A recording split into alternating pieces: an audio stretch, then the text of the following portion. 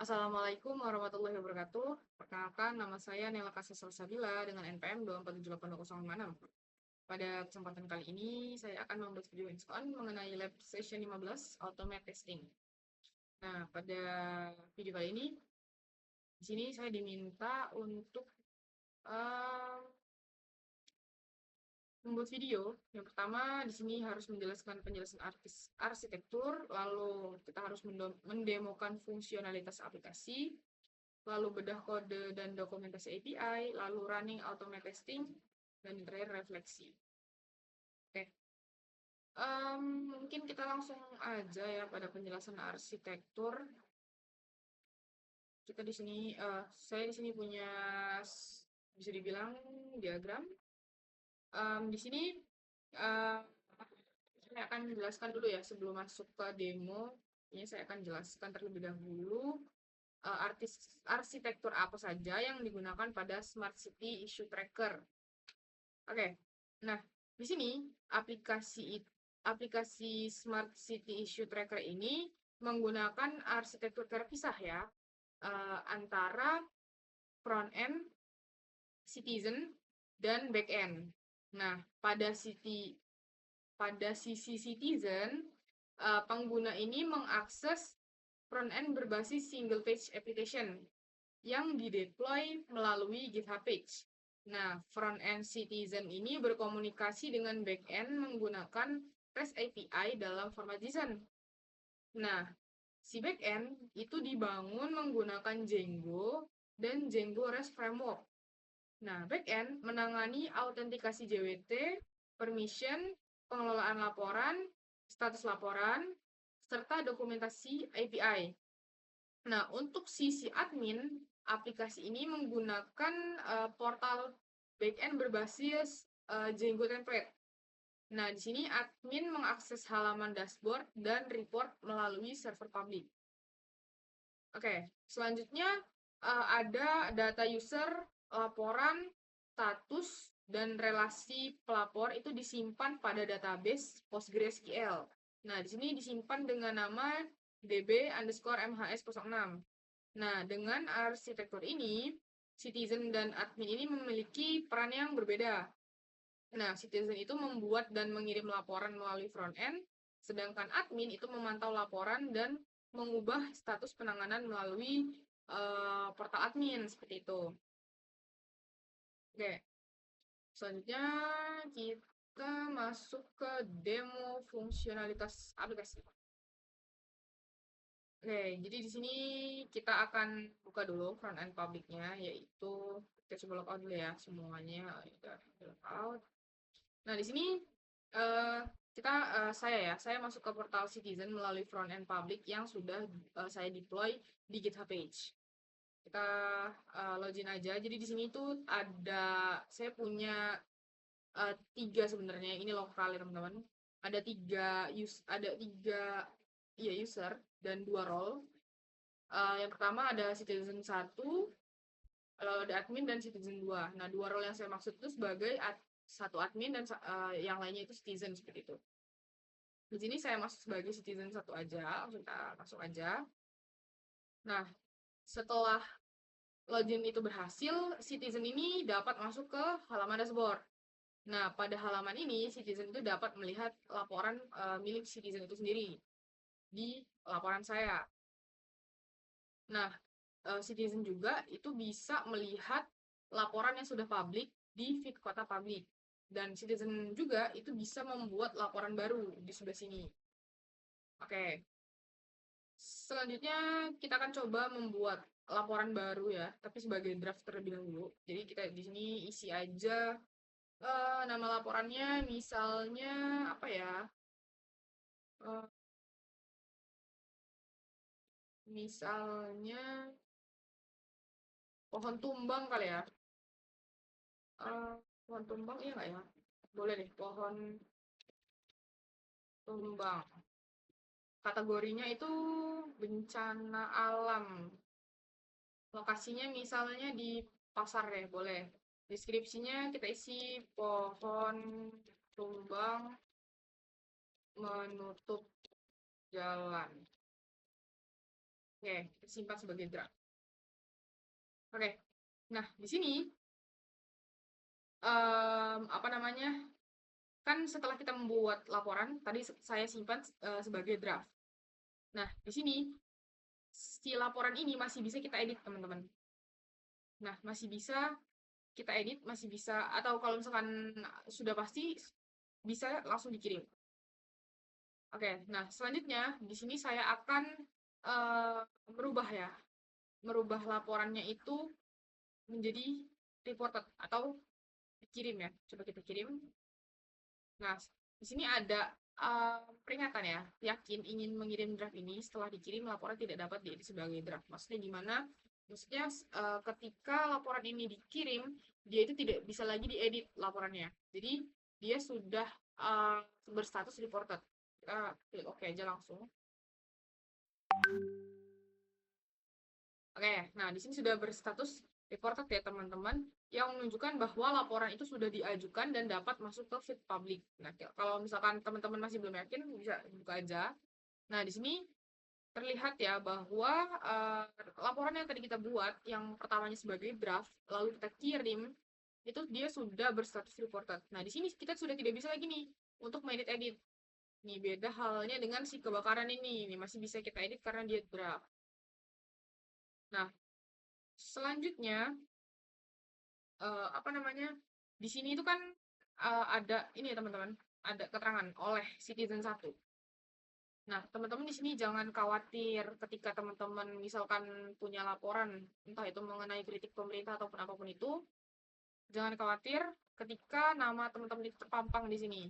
Nah, jadi di sini itu em, nama pelapor itu akan disamarkan. Nah, contohnya seperti ini teman-teman. Kita buka feed kota publik ya. Ketika Citizen 1, saya nih sebagai Citizen 1 itu mengirimkan laporan. Nah, di sini di kita itu namanya memang Citizen 1. Tetapi ketika misalkan ada Citizen 3 yang mengirim laporan, itu yang dilihat oleh Citizen 1 adalah namanya warga anonim. Nah, jadi di sini nama pelapor itu disamarkan menjadi warga anonim ya teman-teman. Nah, di fitur ini dia itu menunjukkan bahwa sistem itu menjaga privacy citizen pada laporan yang tampil secara publik, teman-teman. Nah, selanjutnya saya mau demokan fungsionalitas apa namanya portal admin. Ya, betul betul. Portal admin. Oke, kita buka di sini teman-teman. Kita login sebagai admin ya teman-teman. Admin login. Close. Oke. Nah, di sini berbeda. Sebenarnya sebentar teman-teman. Sebelum kita lanjut lagi, ini saya mau ngasih tahu teman-teman semuanya. Ketika kita login sebagai Citizen 1, di sini nggak ada dashboard. Di apa namanya?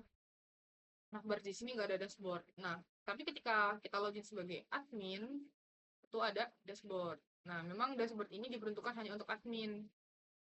Nah, sini kita buka dashboard ya. Oke. Nah, di halaman dashboard ini, admin itu dia bisa melihat ringkasan data laporan, bisa dibilang seperti itu. Nah, dashboard ini digunakan untuk memantau kondisi laporan yang masuk berdasarkan penanganannya. Maksudnya gimana? Maksudnya berdasarkan penanganannya itu seperti ini, teman-teman. Ini ada reported, ada resolved. Nah, yang reported itu apa aja, lalu yang resolved itu apa aja. Nah, kurang lebih seperti itu. Nah, selanjutnya, admin itu bisa mengubah status laporan. Bukan mengedit ya teman-teman, bukan mengedit laporan, tapi mengubah status laporan. Apa namanya? Nah, misalnya di sini kita menemukan apa namanya status laporan report. Nah, kita bisa ubah menjadi verified. Nah, admin itu memang tidak bisa membuat laporan baru melalui portal Citizen. Kita bisa cek di sini nih. Admin termasuk.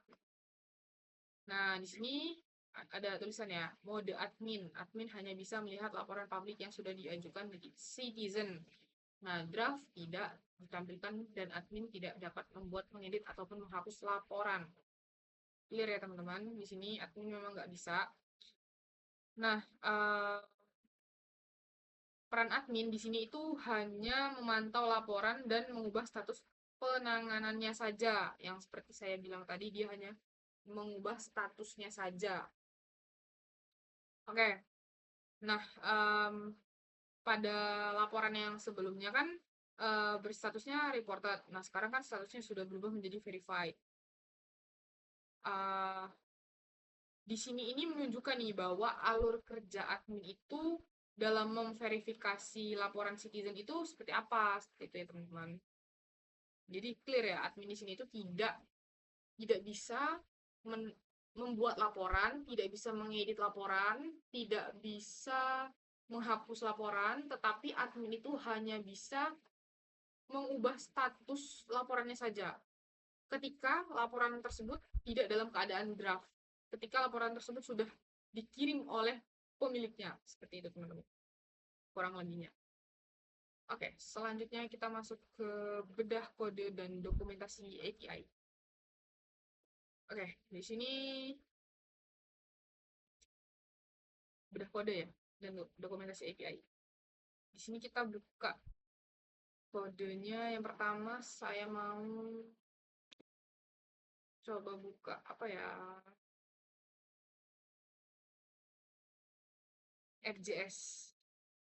Oke, coba kita cari di FJS ini yang menantang. Kan katanya tadi yang menantang ya teman-teman ya. Function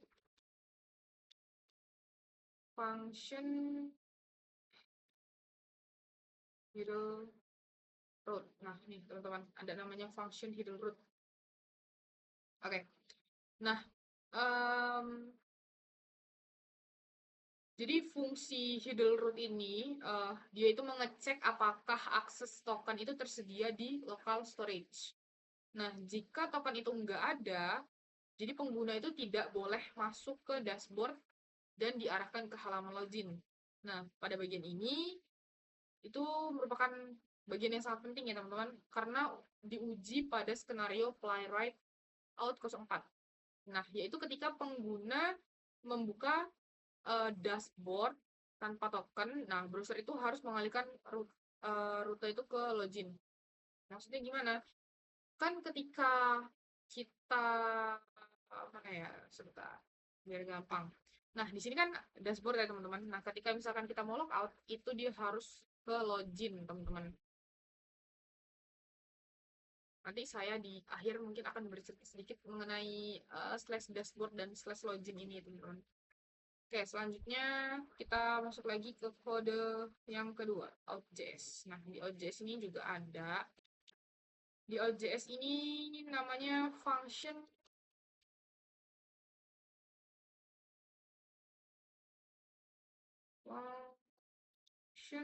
apa namanya ya? Ya, setup login form. Oke.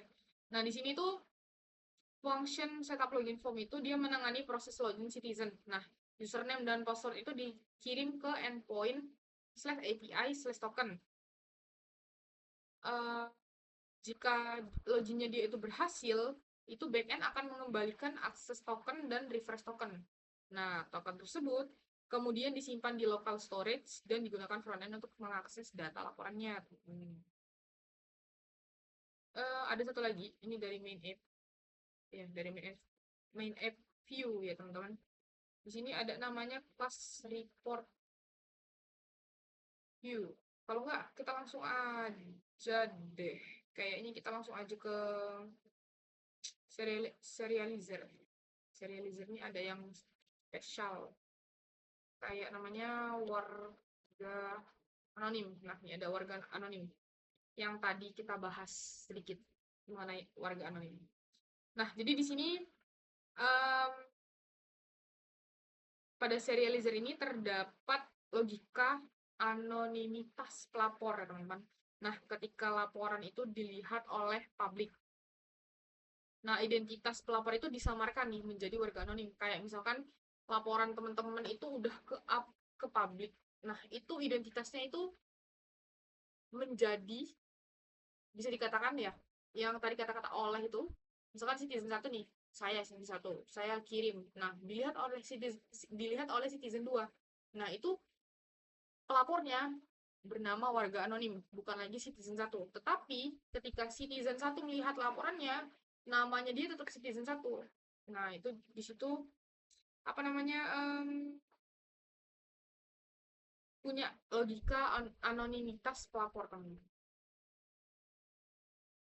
Oke, selanjutnya apa ya? Kita masuk ke dokumentasi API Swagger. Oke, di sini saya punya catatan kecil, tapi nggak semua saya pakai di Swagger. Nah, ini Swagger ya teman-teman. Kita buka di HTTP ini.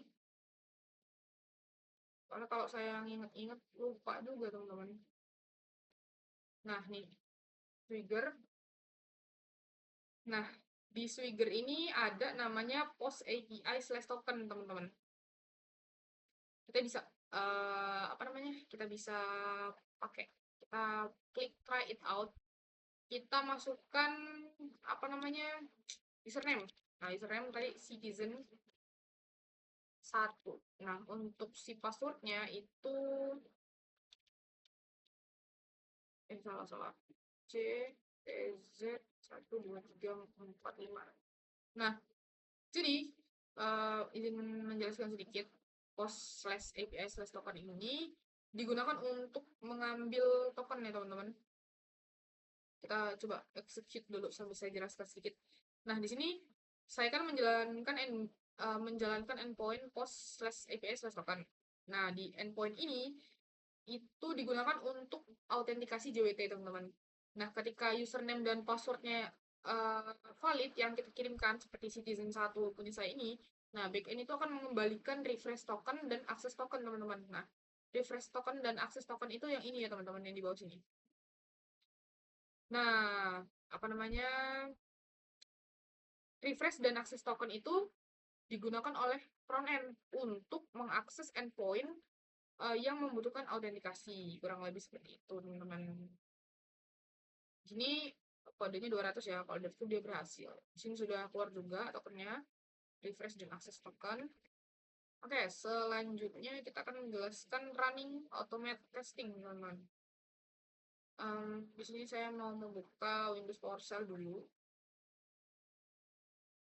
Oke, di sini pertama-tama kita akan tes punyanya backend ya, punyanya backend di SSH server. Untuk perintahnya itu ini teman-teman. Kita masuk dulu SSH-nya ya, SSH. Masukin passwordnya MH. Oke. Oke, sudah bisa ya. Selanjutnya kita masuk dulu ke folder backend servernya teman-teman. Tadi ya. Nah, ini dia, masuk dulu ke foldernya. Nah, selanjutnya kita hidupin dulu fans-nya.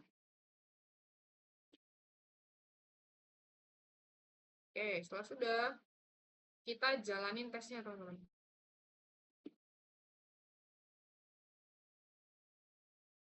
Oke.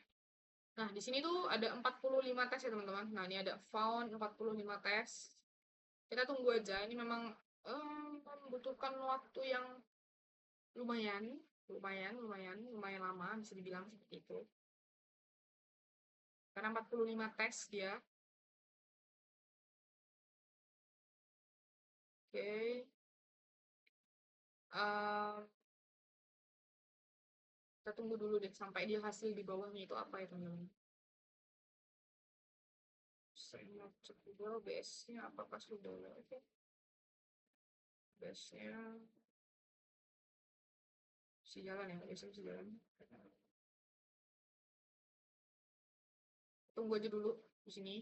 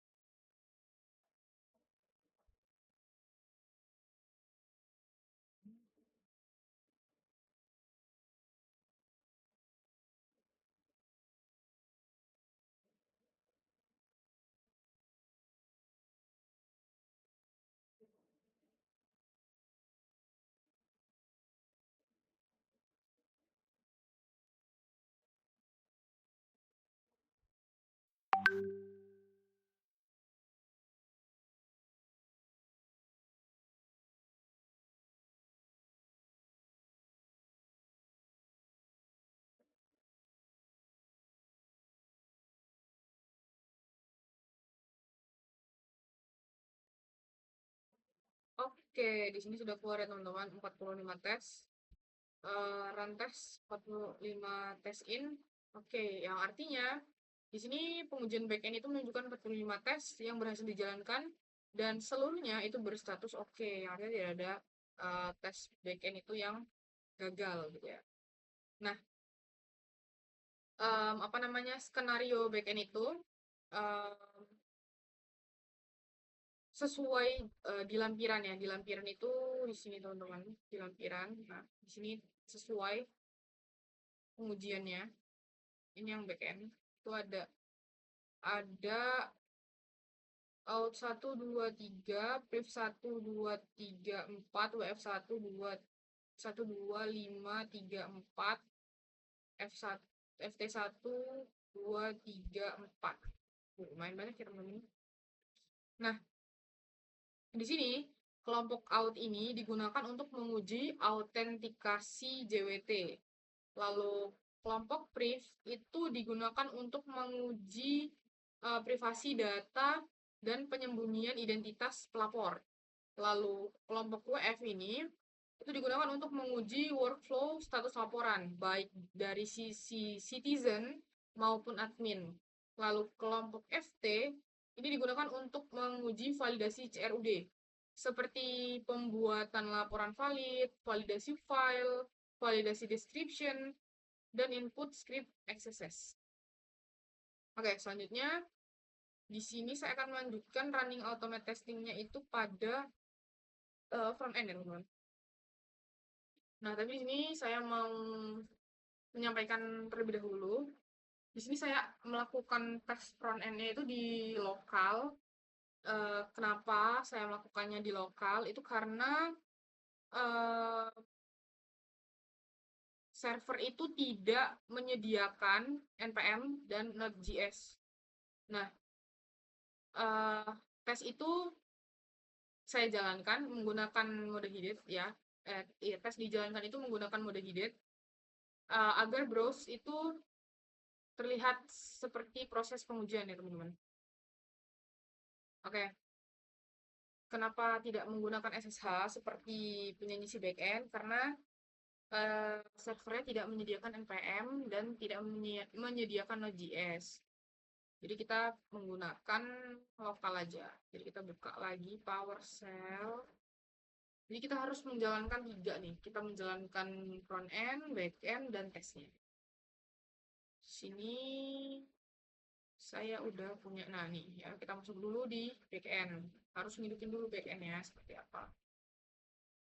Masuk dulu di back end, terus kita running dulu server back end-nya. Oke, ini udah running ya. Ini udah bisa dibuka. Kalau mau dibuka, tapi nggak usah lah ya, buat apa juga.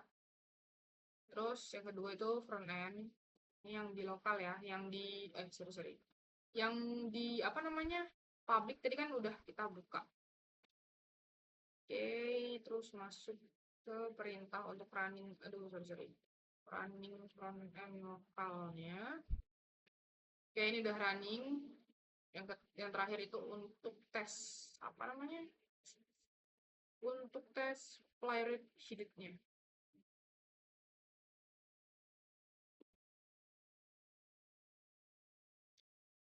Oke.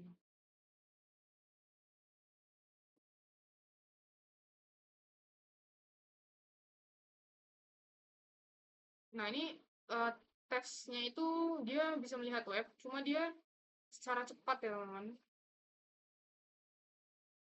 Nah, ini secara cepat dia web. Nah, jadi ada 9 tes di sini di front end dan semuanya itu oke. Oke. Jadi di sini terdapat 9 tes playwright yang dijalankan dan seluruhnya itu berhasil ya dengan status pass. Oke. Di sini mungkin saya akan menjelaskan keterkaitannya ya. Saya akan menjelaskan keterkaitannya. Nah, sini ya. Oke. Nah, pada lampiran front end ini kan lampiran front end ya. Ya kan front end. Nah, skenario Playwright itu terdiri dari out, lalu UI, ya, pokoknya out itu out 4, 5, 6, UI-nya 1, 2, 3, 4, 5, 6. 9 ya kan? Nah, jadi di sini out 04 itu dia menguji bahwa dashboard tanpa token harus diarahkan ke login. Lalu out 5 di sini dia 5 dan 6 ya, dia menguji penanganan token kadaluarsa. Nah, sementara itu skenario UI itu dia menguji dashboard pencarian laporan, pembatasan kartu feed, model pembuatan, simpan draft, dan responsibilitas tampilan mobile. Jadi di sini punya apa namanya nih hasil konfirmasi tampilannya, ada keterangan-keterangannya ya, di browser mengalihkan ready ke halaman login, bla bla bla, yang blokir, UI-nya itu apa? Nah, ini ada responsivitas bootstrap.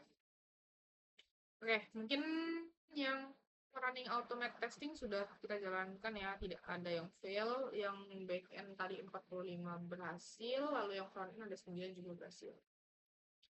Selanjutnya adalah refleksi. Sebutkan suatu kendala paling sulit, bug, error yang dihadapi selama satu semester. Satu kendala paling sulit, apa ya? Sebenarnya banyak yang sulit. Mungkin bercerita sedikit aja ya. Di semester ini kan pada mata kuliah pemrograman internet itu kami dikenalkan oleh saya dikenalkan oleh web yang tadinya saya tidak mengerti mengenai pembuatan web. Nah, pertama kali itu dikenalkan oleh Django sebagai dasarnya.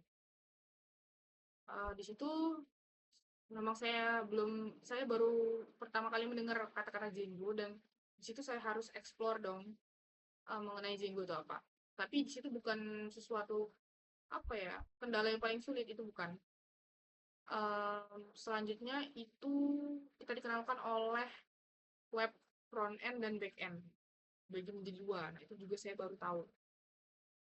Nah, selanjutnya itu juga bukan kendala yang paling sih. Selanjutnya ada lagi